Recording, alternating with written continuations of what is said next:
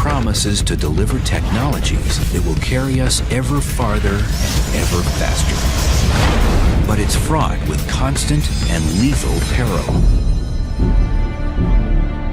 Flying in outer space is like going through a shooting gallery. It will test the limits of human capacity and human ingenuity. If something goes wrong, what do?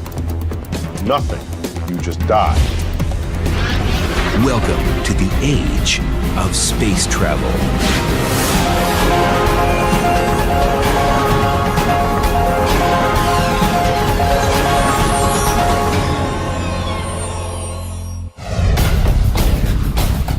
In ways scarcely even imagined, the steady hand of progress is poised to deliver humanity to the heavens. For ages, the mysterious splendor of the universe has enticed us from its remote heights. At last, its mysterious temptations are within reach, and man's destiny can be fulfilled. I don't know if it's written in our genes, but anytime you see something at a distance and it piques your curiosity, the first thing you want to do is get a closer look. So while telescopes get you pretty far in this regard, those things that are sort of close enough to be within the reach of our space program, why not take the trip? T-minus 10, 9, main engine start, 5, 4, and liftoff of Space Shuttle Atlantis to assemble. Prying free from our home planet's grip ranks among the greatest of human achievements. But no one, since 1972, has ventured beyond the Earth's orbit. Our space program has been stuck for 30 years. We simply just go around the planet Earth. It's just like Columbus exploring the New World for the first time and then spending the rest of his life simply puttering around the Spanish coastline. What's the problem? There's a dirty little four-letter word, and that is cost. It cost about $10,000 to put a pound of anything into orbit. Imagine John Glenn made out of solid gold. That's what it costs to put John Glenn or you into orbit. It would cost about $20 million for you to take a weekend trip up to the space station. It would cost about $500 million for you to go to the moon. And for you to go to Mars would probably cost tens of billions of dollars. One way to reduce the cost of reaching space would be to find a more efficient way to overcome Earth's gravity. Remember the story of Jack and the Beanstalk? Jack was the little boy who climbed the beanstalk into heaven. Well, imagine a space elevator such that you hit the up button and the elevator takes you into the heavens just like Jack and the Beanstalk. Instead of building from the ground up, the space elevator would be built from the top down. A satellite in geosynchronous orbit would drop a 60,000-mile cable back to Earth, where it would be anchored to the surface. Now we are within striking distance of being able to create fibers that can withstand the tension of traveling at enormous velocities in outer space as the space elevator rotates with the planet Earth. So it never falls because it rotates at the same rate as the planet Earth. The elevator's compartment would simply roll up the cable, shuttling travelers and supplies into orbit, where it would wait for a spacecraft. This system would entirely replace a conventional rocket launch. And that might reduce the cost of space travel by a factor of 1,000. Think about that. Then you begin to realize that perhaps a trip to outer space may be no worse than an airplane ticket. But beyond the limits of Earth's comforting embrace, exotic menaces await every space traveler. Flying in outer space is not like taking a nice ride in the country in a car. It's like going through a shooting gallery. To an unsuspecting voyager, it might seem the universe is taking aim with a firearm.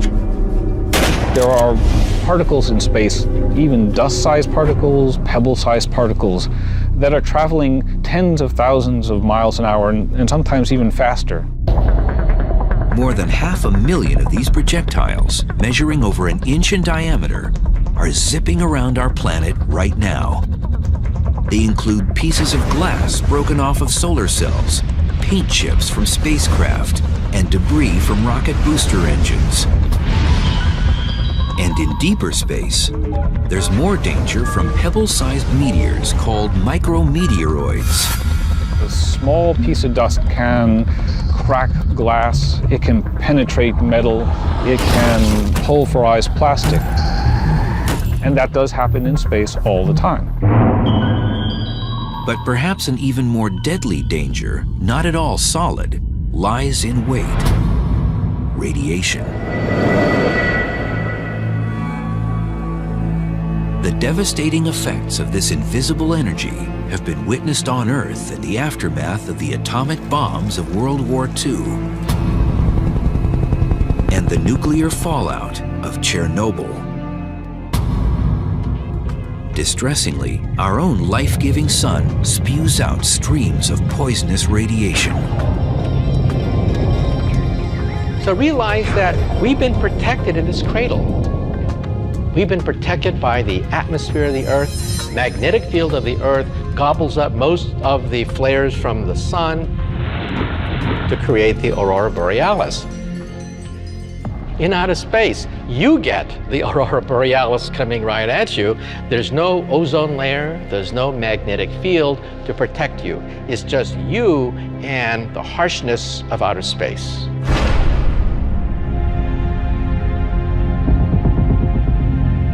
At our home planet's distance from the sun, roughly 90 million miles away, several 100 million solar particles pass through each square inch of space every second around our Earth.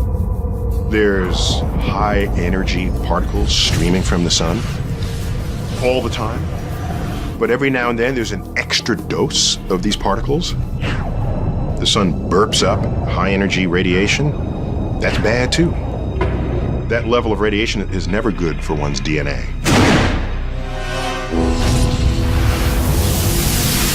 Sunspots flare up these extra doses of energy like a battery of cannons bombarding the cosmos. There's no way to know that they're going to be here before they arrive.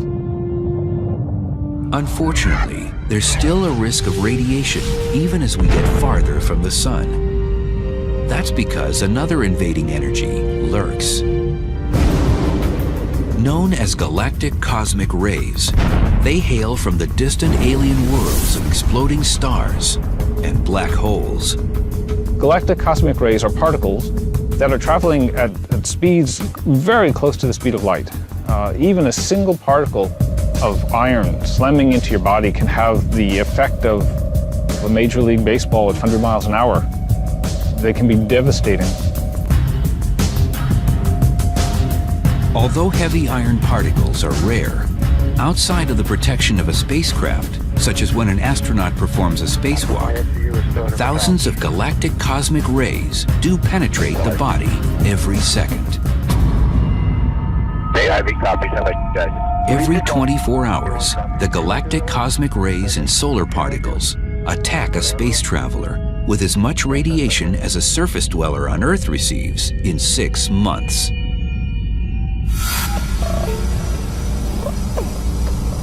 The human body won't immediately feel the impacting radiation, but in sufficient quantities, it can be noticed.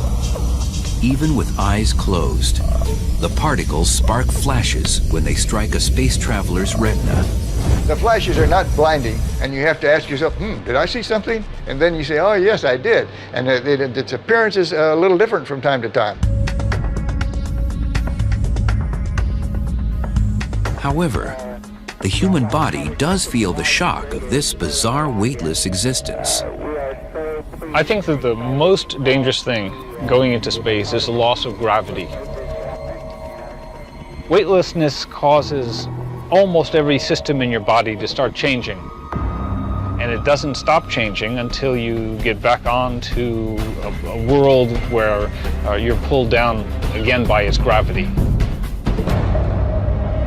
One of the first casualties of zero gravity is a space traveler's sense of direction. What's up and what's down? Very good question. And first of all, it's whatever you want it to be. If you want this to be up, that's fine. But if you want this to be up, that's just as good.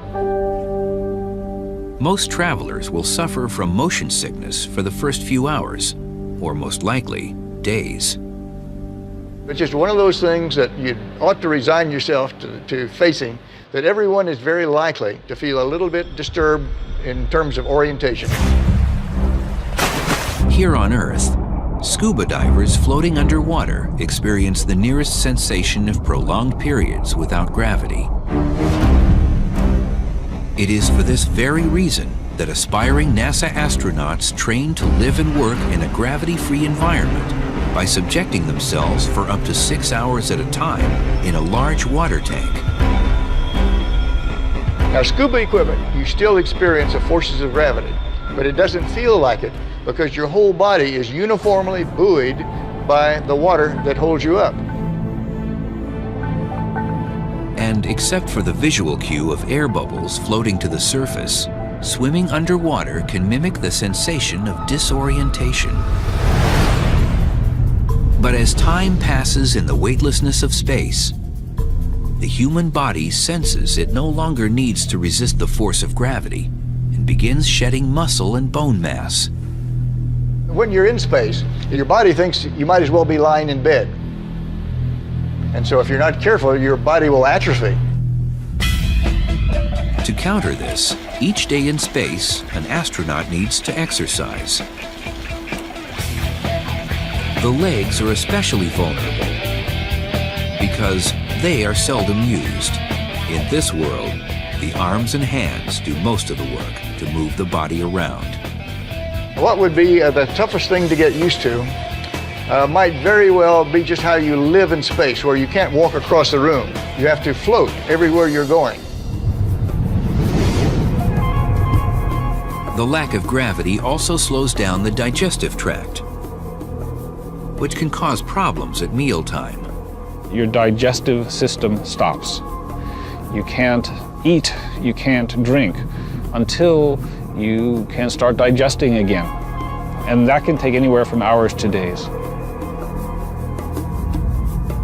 Worse still, zero gravity and radiation can combine in an especially sinister way.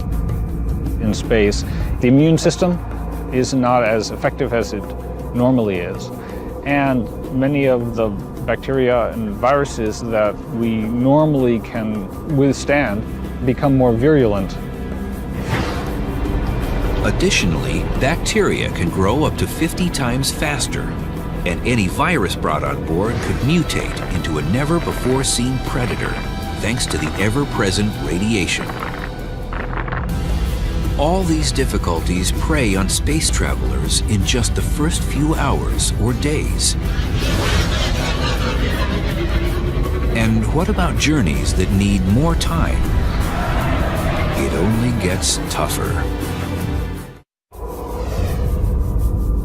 The universe is an unforgiving place.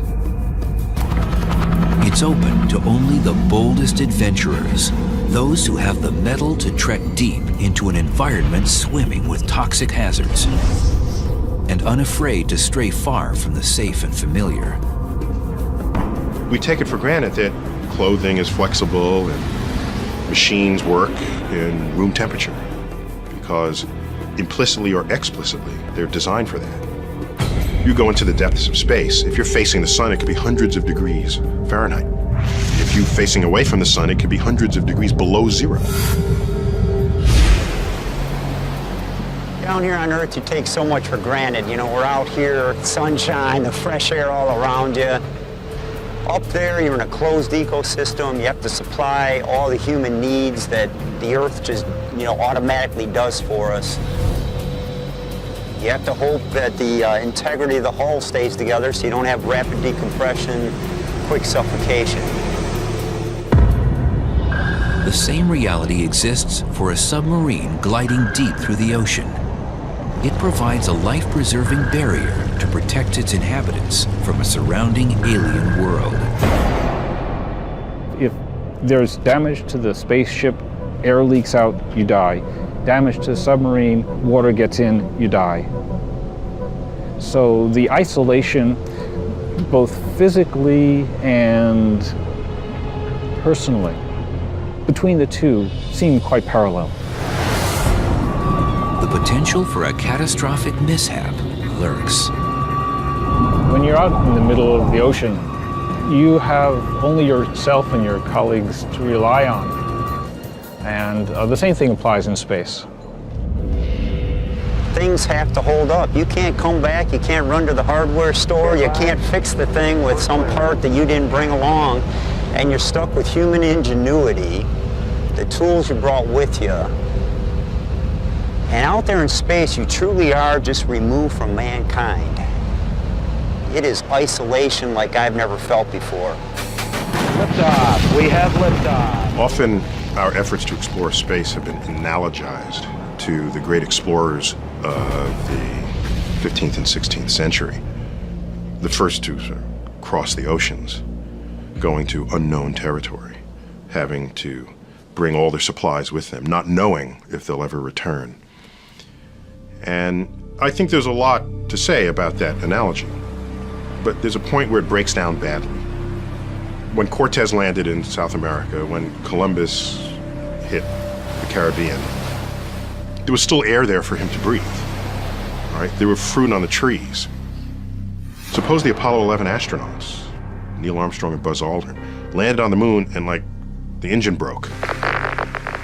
Okay, Houston, we've had a problem here. What do? Nothing. You just die. There's not sort of an engine tree that they can pluck parts from to repair their ship. So the hazards are vastly greater to human health in space exploration than traveling anywhere on Earth's surface. There won't be any service stations in case you break down, run out of gas, or need something to drink. One of the challenges of space exploration is either carrying along with you all the supplies you need, water, food, oxygen, or finding some way to manufacture that en route or at your destination.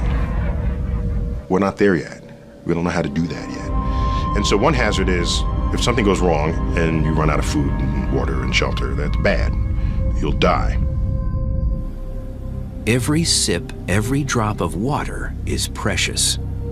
On a space voyage, there will be no such thing as a shower. The only option will likely be a wet cloth. This is quite a change from the 130 gallons of water each American consumes in just one day. The cuisine on board would take some getting used to as well. For a few days, you can take fresh fruits and fresh vegetables, carrots and apples and things like that. For the longer missions, though, you have to have storable foods that can, stay for long periods of time without spoiling and going bad. And yet, astronauts agree that enduring the myriad of risks is a small price to pay for the chance to witness the wonder of the cosmos in person. 1500's 2.3. I know how they felt because they report things like, well, you could hold up your finger and you could block out the Earth with your thumb. And it kind of gave them an entire new perspective of how amazing this little blue marble the Earth is and how precious it is in this vast solar system.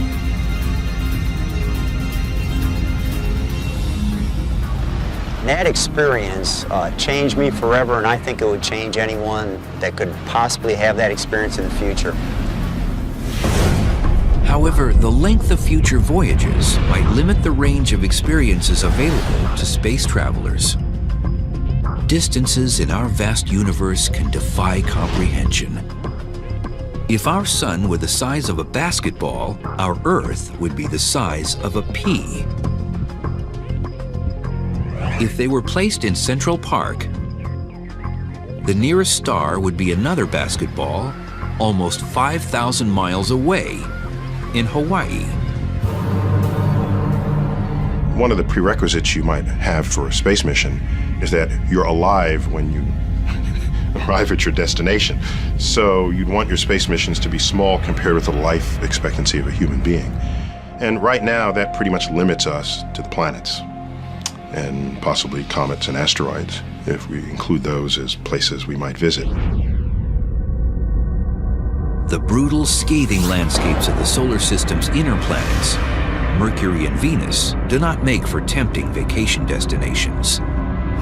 Temperatures on Venus can exceed 900 degrees Fahrenheit, and the crushing air pressure is equivalent to being submerged in 3,000 feet of water.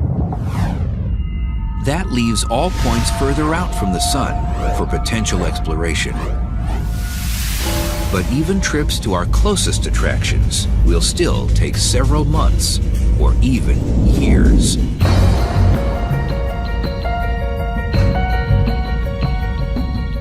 About 139 million miles separate the orbits of Earth and Mars. But since each body circles the sun at different speeds, the distances with respect to each other change continuously. The problem with going to Mars is that Mars and the Earth only line up about once every 2 years. With current chemically propelled rocket technology, a flight leaving from Earth for the Red Planet in 2018, when the two bodies are on the same side of the sun, could take 104 days, less than 4 months. After a 40-day stay, the return trip would require a little more than 6 months. That's an entire year to make one round trip. But a voyage departing in 2031, when the Earth and Mars are on the opposite sides of the sun, would demand about 20 months, nearly 2 years of travel time. That's 1 to 2 years away from any lifeline. Comets, those oversized dirty snowballs, swoop close enough to Earth to accommodate a round trip lasting as short as a few months. Find some comet that's on its way into the sun and ride it. And watch the coma grow and the tail form. And watch the sun first slowly, but then rapidly get larger and larger and larger. You swing around the backside and come out. It's got to be the most fun tour of the solar system you can come up with. It'd be dangerous because particles of the comet would fly up and hit you in the face and things. So apart from all that which would kill you, it would be a fun trip. Just beyond the orbit of Mars, asteroids fly within range of a few years round trip from Earth. Future travel agencies might arrange cosmic versions of extreme vacations by exploiting the unique environments of these miniature planets. They put you on a sled and slingshot you into space in such a way that the weak gravity of the asteroid will hold you in orbit but won't pull you back down again. Would be a great ride. 3 times farther away than Mars, the orbit of Jupiter, with its crowded moon system, offers dozens of diverse visions. It may prove tempting for future travelers, but a round trip could take 5 years. Saturn is nearly twice as far as Jupiter, and the thought of decade-long trips might be too much to bear. But there are technologies that can slice the time it takes to visit Mars to just a few days. For mankind ever to venture into the depths of the cosmos, endeavor to bathe in the light of an exotic star, or even just a voyage to the suburbs of our own solar system, we'll need to find a way to travel much, much faster. What's the fastest we could travel? Nothing yet observed by science moves faster than the speed of light, 186,000 miles per second. The speed of light is the ultimate velocity in the universe. It's Einstein's cop on the block. The speed of light is so fast that you could go around the Earth 7 times in just 1 second. For you to jump to the moon at the speed of light, you could reach the moon in about 1 second. Compare that to the 3 days it takes to get there with current technology. The problem is that we can't travel at the speed of light, or really anything even approaching it. Take the fastest thing we have ever sent anywhere and ask, how long will that take to reach the nearest stars? That would take 50,000 years. And that is using current chemical propulsion, which maxes out at about 40,000 miles per hour. The same power source we use to lift our rockets off of the planet. But getting us to Mars faster than a few months' time would require a different kind of propulsion. There are a few ideas for how to propel us to velocities closer to the speed of light, which would be fast enough to get us anywhere in the solar system in under a day, or even to the nearest stars in less than a decade. One such theory echoes an ancient earthly propulsion device, wind pushing a sail. It was Kepler, that great astronomer, who first wrote down in his notes the possibility of using sails to sail in outer space. Light streaming from the sun mimics gusts of wind in outer space. This solar wind is what creates a comet's tail as it nears the sun. However, sunlight scatters in all directions, and as the distance from the sun doubles, its power reduces by a factor of 4. With a little help from the moon, there is a manner in which light could be focused in one direction. If we have a battery of laser cannons on the moon, firing in synchronization at a solar sail, we may be able to propel it to about perhaps half the speed of light. Now, lasers do diffuse with space. For example, if I have a laser on the Earth and I shine it to the moon, it does not create a spot on the moon. The spot is about 5 miles across on the moon. These sails, however, would be huge. Now we're talking about astronauts, perhaps spending months in outer space, designing a sail hundreds, maybe even thousands of miles across, sufficiently light and durable in order to capture light from a battery of laser beams on the moon. But solar sailing limits space vessels to destinations within our solar system. One alternative gets around this problem by tapping into hydrogen, the most abundant element in the universe, as a propulsion source. My favorite design to take us to the stars is the ramjet fusion engine. The ramjet engine has a gigantic scoop in the forward direction that gobbles up hydrogen gas as it moves in deep space. It collects the hydrogen gas and then fuses it, just like the sun, and shoots out a huge stream of ions out the other end. And on paper, it looks fantastic. On paper, it looks as if a ramjet fusion engine could go on forever, simply using up the hydrogen that is found naturally in outer space. Unfortunately, scientists have not yet been able to achieve a hydrogen fusion reaction capable of propulsion in tests. But another potential fuel source, one that seems to come right out of science fiction, has already been created in laboratories. It's called antimatter, and it's the opposite of all that we know. For example, think of the world on the other side of the looking glass. Just like in Lewis Carroll's Alice in Wonderland, we physicists have wondered, is there another universe on the other end of the looking glass? A parity-reversed universe where left becomes right, right becomes left. In an anti-universe, charges are reversed. So positive charges become negative, negative charges become positive, and when they meet, they create a burst of energy. So if this universe on the other side of the looking glass are made out of antimatter, and I were to touch this other universe, I would destroy most of the New York City metropolitan area in a burst of energy. So the conversion of antimatter and matter to energy is 100% efficient. It is the ultimate engine But there is a catch. There's always a catch. Even though we can create anti-atoms in the laboratory, the cost is stupendous. It would bankrupt the United States of America to create a teaspoon of antimatter. However, it would only take a few grams of antimatter to take us to Mars, and perhaps several teaspoons of antimatter to take us to the nearby stars. But for us to ever visit a distant star or another galaxy, we need something stranger than even Alice could ever dream of, peering through her looking glass.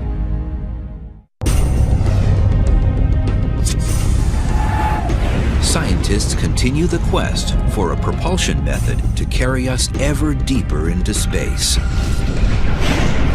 But even achieving light speed won't allow us to get very far. Light's fast, but the universe is huge. So even if we could ride on a beam of light, if we wanted to cross the galaxy, the way they do in all the science fiction programs, it would take 100,000 years to do it. And even at light speed, traveling to the nearest galaxy would take several million years.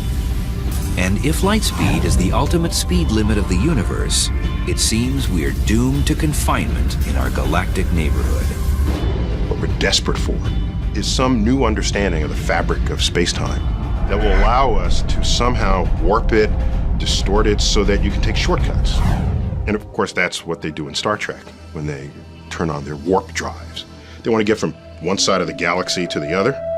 All they do is invoke the warp drive that warps the fabric of space, and then they take a little shortcut right there. They cheat, basically. Everybody knows Einstein's famous dictum, you cannot go faster than the speed of light. However, there's a footnote to it. You see, Einstein left open the possibility that you can fold the fabric of space and time itself so that you effectively take a shortcut through the universe. Think of a carpet. If you want to go across the carpet, that's the old-fashioned way. You can also get a lasso a table on the other side of the carpet, and then drag the table toward you so that you collapse the space in front of you. In a nutshell, Einstein says the bigger the mass, the bigger the bending of space and time. If you can concentrate enormous amounts of energy at a single point, comparable to that of a black hole or a huge gigantic star, you are literally warping the fabric of space and time. You simply hop across to the nearby stars. So in other words, you did not really go to the stars. The stars came to you because you are compressing the space in front of you. The massive amount of energy or mass needed to create such a warped curvature of space seems beyond comprehension and perhaps beyond human capability. There may be an alternative. Physicist John Brandenburg is developing a theory in which a starship of the future could achieve faster-than-light travel, not by manipulating a vast area of the universe, but rather by manipulating only the area around the starship. The trick is to have a starship imitate a curious particle that so far only exists in theory. It's called a tachyon. It's a particle with a different twist. Light itself always moves at the same speed. Tachyons, on the other hand, can go infinitely fast. They just can't go slower than the speed of light. They look at the speed of light as a lower speed limit that they cannot violate. If they do exist, tachyons can outrun the speed of light because they have what physicists recognize as imaginary mass. An imaginary value can be visualized in the spin of a struck tennis ball. Its spin can cause it to bend and move in a manner that an observer might not expect to see from its initial point of contact. In the same way, a tachyon is unseen by the universe and can break its speed limits. Brandenburg proposes altering the space-time surrounding a starship with a powerful electromagnetic field so that the ship moves through space like a tachyon. It would operate like a stealth aircraft, invisible to radar, unseen by radar operators. So if one can achieve this control of the space-time around this ship, one can essentially make it an imaginary object. In a technical way, that means it's moving faster than light. You're basically disconnecting yourself from the rest of the cosmos. It could grant the traveler the ability to go anywhere in the universe in the blink of an eye, as if a multitude of doorways suddenly appeared. A doorway you step into and then you step out somewhere down the hall so fast that it didn't seem like you had time to move anyplace. That's an imaginary connection in space-time. And you've changed yourself, not space-time. No one may know how fast or even where such a space vessel could travel. Which door to go into, which door to come out of. That's the trick. But voyaging through the Hall of the Universe isn't possible without first overcoming one of its fundamental forces, the one that shackles us to our home planet. Getting away from the Earth's gravitational field. That's the first thing that we have to do. 10, 9, 8, 7, 6. For an object to 5, break away from Earth's gravitational 3, pull, 2, 1. We have ignition and liftoff of NASA's New it must Horizons achieve a velocity of 17,500 miles per hour. That's fast enough to streak from New York to Los Angeles in about 8 minutes. There's no other way to do it, at least that we have now, other than brute force. While a theoretical space elevator can climb away from Earth's gravitational pull, a rocket must outrun it with the brute force provided by the explosive chemical reaction of burning fuel. Chemical power is what drives today's rocket engines. Every time you burn something, that's chemical power. Every time a rocket engine ignites, that's chemical power. Every time you start your engine in your car, you're using the chemical energy stored in the gasoline. The fuel alone can burden a spacebound craft with up to 90% of its total weight.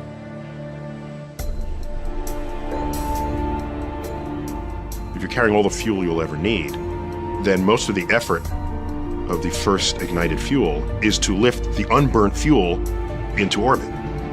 It'd be like trying to drive from New York City to Los Angeles on one tank of gas. Well, you would need a tanker truck behind you.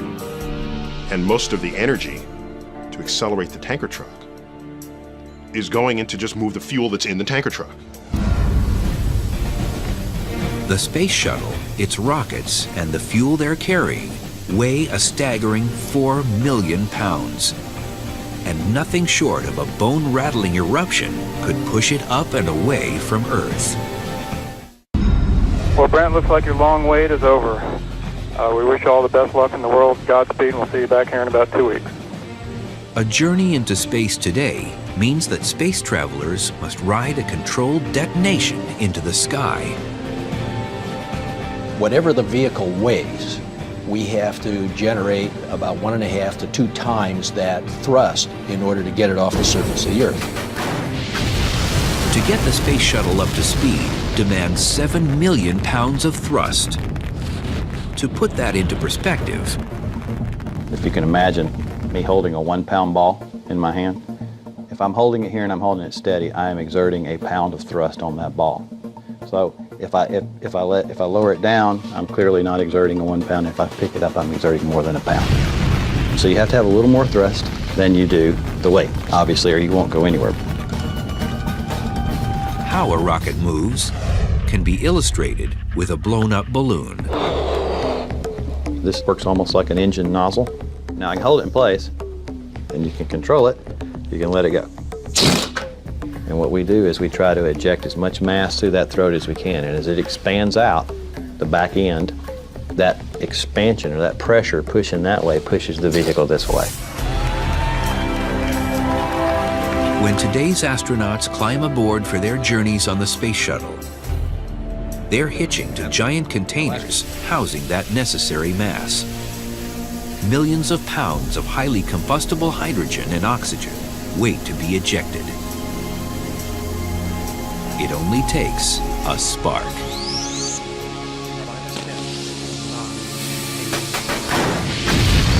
The main engine starts 6 seconds before takeoff. The whole shuttle shakes. It feels like it wants to just rip itself out of the launch pad. Off of Space Shuttle Endeavour, expanding the International It shudders, Space Station. and you think, oh my gosh, that's an awful lot of force, about 1.5 million pounds of thrust. It's kind of surreal. It's like, this can't really be happening. If it's something you've been wanting to do for years and years and it's really happening, it's like riding a man-made earthquake. You've spent several million pounds worth of fuel to get to the first 2 minutes of flight, and then the solid rocket boosters come off.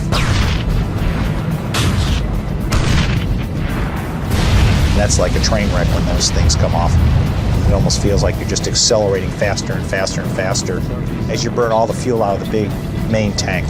So for the next 6 minutes, you're accelerating up to a point where you're finally feeling about 3 Gs, 3 times the force of gravity of acceleration. And so now it almost feels like there's a big gorilla sitting on your chest.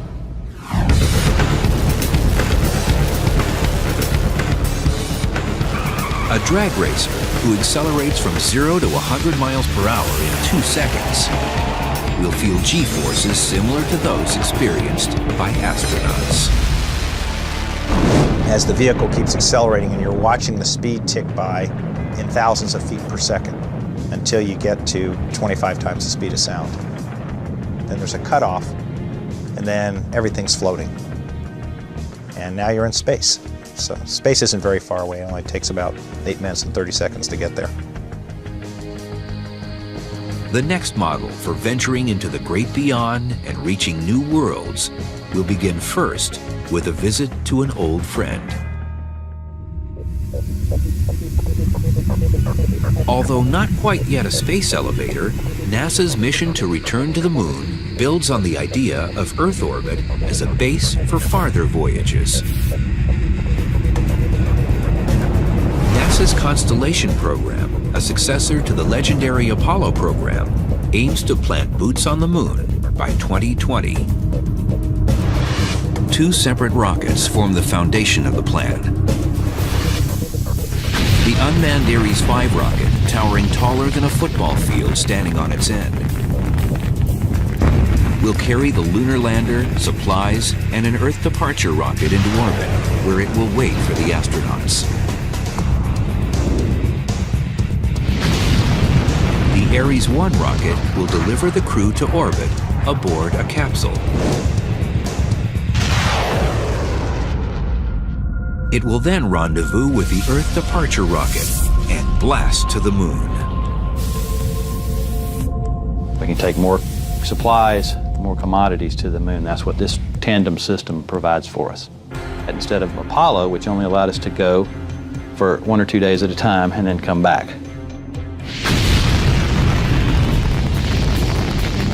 Will we ever find a way to surpass the bold achievements of the Apollo program?